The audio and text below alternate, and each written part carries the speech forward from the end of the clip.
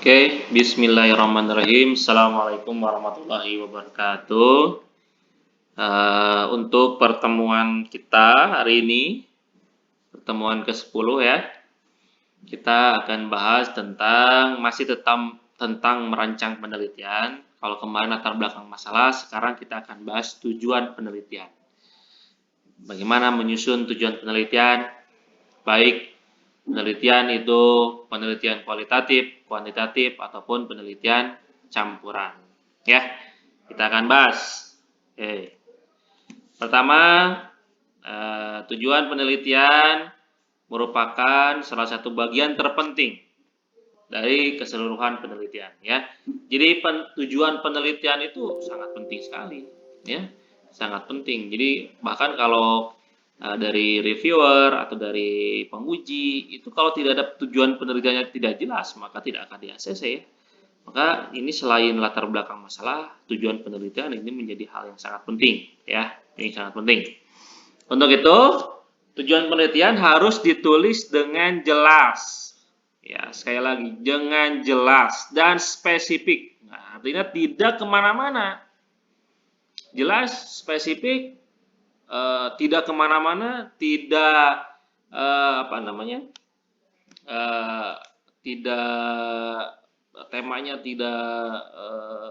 tidak fokus ya, harus fokus ya. Dari tujuan ini semua aspek penelitian ditentukan. Jadi aspek-aspek penelitian itu ya ditentukan oleh dari tujuannya. Ya, apa sih tujuan penelitiannya? Nah, dalam artikel-artikel jurnal, ya, peneliti biasanya menulis tujuan penelitian itu di bagian pendahuluan. Ya, kemudian di skripsi di syariah juga di laporan skripsi syariah tujuan itu berada di pendahuluan ya. Jadi latar belakang masalah, tujuan penelitian, rumusan masalah, hipotesis, kerangka teori ya, itu masuk ke dalam bab pendahuluan ya. Tapi khusus disertasi ya yang S3 itu tujuan penelitian itu ada terpisah, ada bab khusus tujuan penelitian. Biasanya ada di MEDPEN ya, di metodologi penelitian atau di bab 3 itu diterangkan secara detail apa tujuannya nah, di disertasi ya. Tapi kalau skripsi terutama di syariah itu berada di pendahuluan atau kita lihat juga di jurnal-jurnal yang dipublish itu di artikel-artikel ilmiah itu adanya di pendahuluan. Kemudian dalam pembahasan ini saya akan membahas alasan ditulisnya tujuan penelitian. Apa sih pentingnya tujuan penelitian? Kemudian prinsip-prinsip kunci yang harus diterapkan dalam menulis tujuan penelitian, baik itu penelitian kualitatif, penelitian kuantitatif, atau metode campuran. Nanti saya akan kasih contohnya juga ya. Contoh bagaimana membuat paragraf tujuan penelitian. Oke? Oke, lanjut. Signifikansi dan makna tujuan penelitian. Apa sih pentingnya dari tujuan penelitian atau apa sih makna dari tujuan penelitian? Pertama, tujuan penelitian itu menunjukkan atau menggambarkan mengapa Anda ingin melakukan penelitian ini. Apa yang ingin Anda capai dari penelitian itu, ya? Kenapa Anda melakukan penelitian itu? Kenapa? Apa yang Anda ingin hasilkan dari penelitian itu? Itu yang maka itu digambarkan dalam tujuan penelitian. Seorang peneliti, nah ini mahasiswa S1 ya, yang skripsi atau pasca sarjana harus memperhatikan tujuan. Ya, ini. Jadi tujuan itu dalam beberapa di dalam buku-buku rujukan, terutama yang orang-orang yang membuat buku rujukan tentang MEDPEN, metode penelitian kan banyak ya bukunya ya. Biasanya tujuan penelitian itu dimasukkan ke dalam ini rumusan masalah atau hipotesis ya. Hipotesis ya. Jadi beberapa ya tidak salah ya. Tapi baiknya memang dideskripsikan di latar belakang, bisa di rumusan masalah, bisa di hipotesis, bisa ya. Jadi banyak cara menampilkan tujuan penelitian itu ya. Akan tetapi ya ini sama semua ahli-ahli atau orang-orang yang menulis tentang buku MEDPEN Semuanya sama beranggapan bahwa tujuan penelitian itu adalah memuat gagasan inti dari suatu penelitian. Ya, semua orang yang concern di metodologi penelitian semua sepakat bahwa tujuan penelitian itu isinya gagasan inti dari suatu penelitian. Baik penelitian tujuan itu disimpan di rumusan, di latar belakang, ya, atau di hipotesis, atau di bab terpisah seperti di tesis, di disertasi. Tapi intinya sama adalah tujuan penelitian adalah gagasan inti apa yang akan Anda sampaikan, apa yang akan Anda capai. Kenapa Anda meneliti ini? Itu tujuannya penelitian, isinya ya. Sehingga tujuan penelitian merupakan kumpulan pernyataan. Jadi bukan pertanyaan, tapi pernyataan yang menjelaskan sasaran, maksud dan gagasan umum diadakannya suatu penelitian. Ya, jadi gagasan inti yang berupa kumpulan pernyataan. Ya, lanjut. Sekarang kita akan bahas tujuan penelitian pada metode kualitatif. Bagaimana metode kualitatif merumuskan tujuan penelitiannya? Oke, tujuan penelitian kualitatif pada umumnya ya mencakup informasi fenomena utama. Ya, jadi mengeksplor fenomena. Ya, apa isinya? Yang pertama ada partisipan, ada lokasi, ada masalah penelitian, fenomenanya di sini, fenomena penelitiannya. Ya, dieksplor di dalam tujuan penelitian. Tujuan penelitian kualitatif juga bisa menyatakan rancangan penelitian yang dipilih. Ya, misalkan, oh ini penelitiannya studi kasus, penelitian ini fenomenologi, etnografi, atau yang lainnya. Atau apalah dua lagi itu, genre teori dan studi kasus ya tadi ya, naratif ya. Jadi ada 4. Mau pakai yang mana rancangannya? Kemudian kan gunakanlah kata-kata seperti tujuan, maksud, sasaran untuk menandai tujuan penelitian yang akan ditulis. Fokuslah pada satu fenomena kalau kualitatif ya. Jadi kalau kualitatif itu harus fokus pada fenomena atau pada kasus. Ya, jangan membandingkan 2 atau lebih kategori seperti dalam kuantitatif ya. Kalau Anda membandingkan 2 kasus, membandingkan 2 variabel di dalam satu penelitian, maka itu penelitiannya penelitian kuantitatif. Ya. Tapi kalau Anda fokus ingin melakukan penelitian kualitatif, maka Anda harus melakukan pada fokus satu fenomena atau satu kasus. Ya. Di sini fokuslah pada suatu fenomena atau konsep atau gagasan utama. Ya. Sehingga ngebahasnya cuman fokus pada gagasan utama itu atau fenomena itu ya. Fokus, apa yang disebut fokus? Fokus berarti bahwa tujuan penelitian kualitatif tidak boleh menunjukkan 2 atau lebih variabel yang saling berelasi. Atau justru membandingkan 2 atau lebih kategori. Karena kalau Anda membandingkan 2 kategori, 2 variabel, 2 fenomena, itu masuknya ke dalam penelitian kuantitatif, bukan kualitatif. Jadi jangan salah paham di sini ya. Jadi beres dari kuliah Medpen ini, Anda harus bisa membedakan mana metode kualitatif, kuantitatif, atau metode campuran ya. Jadi kalau nanti di UP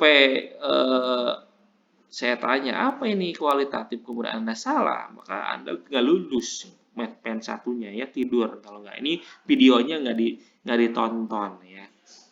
Bukan ditonton, ya, didengar. Gitu. Oke, lanjut. Untuk itu, jelaskanlah satu fenomena saja fokus, namun tetap tunjukkan bahwa penelitian Anda ini bisa berkembang untuk mengeksplorasi hubungan atau perbandingan antara gagasan dalam fenomena tersebut. Ya, maka nanti meskipun Anda fokus, tapi pada analisanya Anda harus bisa membawa fenomena itu agar pembaca atau reviewer itu bisa merasakan ada perkembangan dari fenomena ini yang sudah Anda explore ya. Nanti kita akan contohkan ya. Misalkan di sini peneliti tentang fenomena akad salam. Nah, akad salam ya yang digunakan dalam transaksi pemesanan produk pertanian dengan yang dilakukan oleh para petani ya. Maka eksplorlah masalahnya. Misalkan fokusnya pada transaksi tersebut, hubungkan dengan beberapa kaidah fikih. Bagaimana sih kaidah fikih yang ngebahas tentang akad salam ini? Apa yang seharusnya dilakukan?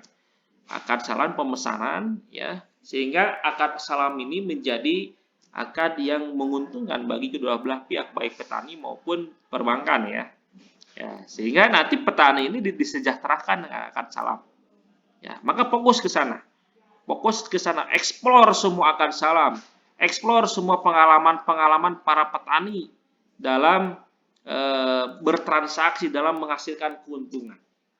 Ya, sehingga nanti dihasilkanlah satu kesimpulan yang menghasilkan informasi atau suatu gagasan baru. Ya, gagasan baru yang bisa dilakukan seperti bagaimana akad salam ini diimplementasikan di akad-akad di produk-produk perbankan syariah. Oke, itu ya, itu contoh ya. Ini contoh fenomena tentang akad salam. Maka Anda harus fokus kepada akad salam ini. Ya, kemudian dieksplor lah bagaimana para petani mendapatkan keuntungan. Ya, baik dengan akad salam itu tadi ya, dengan akad salam. Kemudian, sampaikan proses learning dalam penelitian. Jadi, apa sih proses pembelajarannya dari penelitian ini? Seperti apa yang harus dipahami? Apa sih, misalkan Anda ingin bahas tentang akad salam, apa yang harus Anda pahami dulu? Agar Anda bisa menjelaskan tentang fenomena akad salam atau petani ini. Ya, teorinya kalian harus paham dulu. Pengembangan apa yang akan dilakukan dari hasil penelitian ini? Misalkan akad salam ini pengembangannya pertama, akad salam ini bisa dikembangkan dengan produk-produk perbankan syariah. Nah, bagaimana nih produk-produk itu kan pengembangan dari informasi yang hasil penelitian saudara. Ya, hasil penelitian saudara bisa dikembangkan melalui produk-produk perbankan syariah atau produk-produk bisa di lembaga keuangan syariah yang lain ya, misalkan di pegadaian ya, atau misalkan di asuransi dan sebagainya ya, atau di BMT, di koperasi syariah dan sebagainya ya. Jadi itu pengembangannya. Jadi bahwa dari informasi yang Anda hasilkan itu bisa dikembangkan ke hal yang lainnya gitu ya.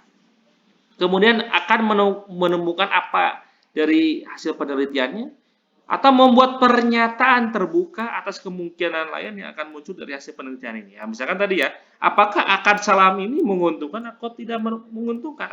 Bagaimana efektivitasnya kan itu.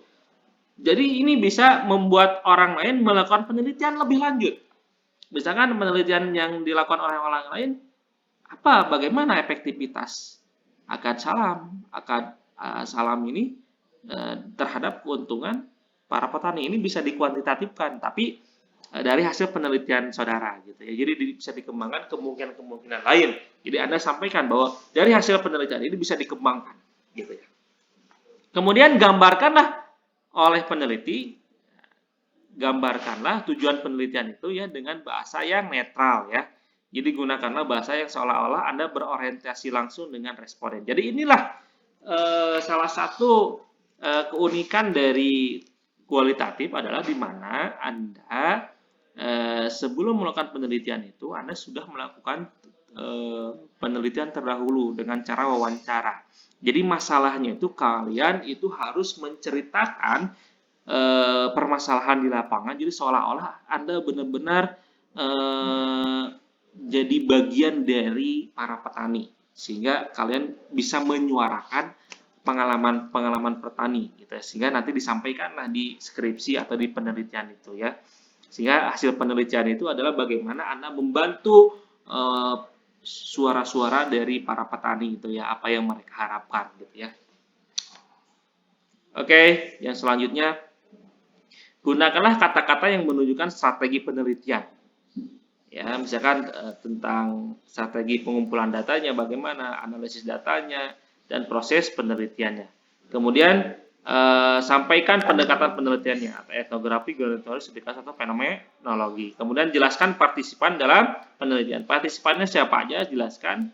Kemudian tunjukkan lokasi penelitian. Dari di mana lokasinya? Kemudian batasi ruang lingkup partisipan dan lokasi penelitian. Jadi harus dibatasi ya. Jadi agar lebih fokus. Contoh, kita akan contoh buat catatan atau skrip dalam menulis tujuan penelitian. Ini misalkan, tujuan penelitian adalah sampaikan strategi penelitiannya. Strategi penelitiannya tadi apakah dengan etnografi, studi kasus atau yang lainnya. Ya, kemudian ini adalah untuk apa sih penelitian ini? Untuk memahami, untuk mengeksplorasi atau untuk mengembangkan. Ya, terserah ya. Atau menemukan ya. Kemudian fenomena utama. Menemukan apa? Ini fenomena utama yang akan diteliti. Apa fenomena sampaikan? Menemukan, mengeksplorasi, memahami fenomena yang akan diteliti. Kemudian di lokasi, sebutkan lokasinya apa. Kemudian pada tahap penelitian ini, ya, sebutkan fenomena utama yang akan diteliti secara umum dapat didefinisikan sebagai, kemudian definisikan teori yang akan digunakan dari fenomena itu ya. Inilah contoh paragraf di dalam tujuan penelitian untuk kualitatif. Ya, ini contoh. Kemudian bagaimana kita akan lihat contohnya. Nih, contoh nih, ada saya bikin contoh ya khusus untuk kalian. Contoh membuat paragraf tujuan penelitian deskripsi. Nah, ini sebagai upaya memaknai substantif suatu fenomena. Nah, ini fenomenologi ya. Penelitian fenomenologi ini berusaha untuk mengartikulasikan esensi ya, makna dalam pengalaman kehidupan para petani. Nah, jadi kita ingin mengeksplor kehidupan para petani penelitian ini di Desa Cicalengka ya, sebutkan desanya misalkan ya, yang sehari-hari berjuang hidup dengan cara menanam padi di sawah yang tidak terlalu luas ya, dengan menggunakan perspektif fikih muamalah. Nah, sebutkan fokus penelitian ini adalah bagaimana memahami alur kehidupan para petani di Desa Cicalengka dalam berjuang mempertahankan kehidupan mereka dengan cara bertani. Perspektif fikih muamalah ini mempermudah menyingkap suatu pengalaman yang tertutup selama ini ya. Jadi yang selama ini tertutup, tidak tereksplor, kalian eksplor ya melalui penelitian ini. Perspektif ini juga membantu para petani dalam menyuarakan persepsi petani dalam cerita mereka tidak merasa diuntungkan dari hasil panennya. Jadi selama ini misalkan para petani itu tidak merasa diuntungkan dari hasil panennya. Kan kalau kita bertani kan ada pupuk dan sebagainya. Ini petani ini sering rugi gitu ya. Metode yang digunakan dalam penelitian ini meliputi refleksi fenomenologi atas data yang ada berdasarkan investigasi dari pengalaman para petani. Oke, ini adalah contoh membuat paragraf tentang tujuan penelitian ya. Oke, itu dulu. Nanti ada video selanjutnya tentang kuantitatif dan kualitatif. Oke, semoga kalian paham. Kalau tidak paham, tolong diskusikan. Oke, terima kasih.